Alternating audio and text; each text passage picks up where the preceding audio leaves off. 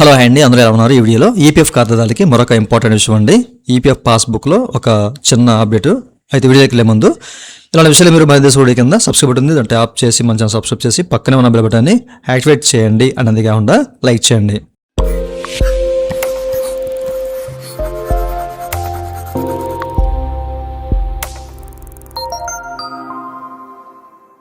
ఇక టాపిక్లోకి వెళ్తే కనుక ముందుగా మీరు ఏం చేస్తారంటే ఈ పాస్బుక్ ఓపెన్ చేయండి. ఓకేనా, ఇది క్లిక్ చేస్తే ఓపెన్ అవుతుంది. అండ్ మీరు లాగిన్ అవ్వండి. లాగిన్ అయిన తర్వాత నేను లాగిన్ అయిన కాబట్టి మీకు చూపిస్తున్నాను. ఇట్లా లాగిన్ అవుతారు కదా, మన సంవత్సరం డాష్బోర్డ్ ఇట్లా చూపిస్తుంది.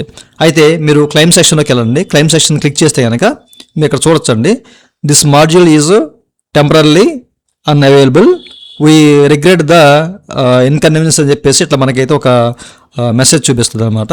ఓకే, సో ఇక్కడ మనకి ఏంటంటే ఈ వెబ్సైట్లో మనకి యూనిఫైడ్ పోర్టల్లో కానివ్వండి, పాస్బుక్ పోర్టల్లో అనేక రకాల గ్లిచెస్ ఉన్నాయండి. ఈ ఫంక్షనాలిటీలో ఈ క్లెయిమ్స్ అనే ఫంక్షనాలిటీలో ఏంటంటే మనకి క్లెయిమ్ అప్రూవ్ అయిపోయినా పెండింగ్ క్లెయిమ్స్లో అలాగే చూపించడం, లేదా మనకి యూనిఫైడ్ పోర్టల్లో రిజెక్ట్ అయినా కానివ్వండి అది ఇక్కడ ప్రాపర్గా మనకి చూపించకపోవడం, అంటే రిజెక్ట్ అయిన రీజన్ చూపించకపోవడం, ఇట్లాంటివన్నీ జరుగుతున్నాయి కదా. ఇవన్నీ కూడా ఫిక్స్ చేస్తున్నారు.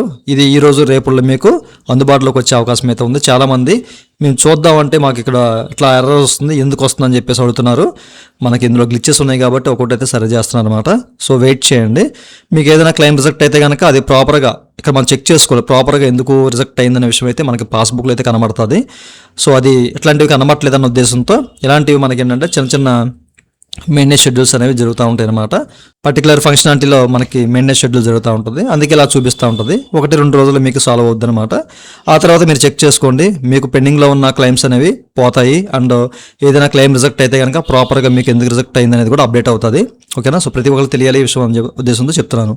ఇదండి వాళ్ళ వీడియో. ఈ వీడియో మీ నచ్చితే కింద లైక్ బటన్ లైక్ చేసి మనం సపోర్ట్ చేయండి. అలాగే ఇలాంటి విషయాలు మీరు మన దేశ వీడియో కింద సబ్స్క్రైబ్ ఉంది అంటే యాప్ చేసి మనం సబ్స్క్రైబ్ చేసి పక్కన ఉన్నట్టు అప్డేట్ చేసుకోండి. థ్యాంక్స్ ఫర్ వాచింగ్ అండ్ జై హింద్.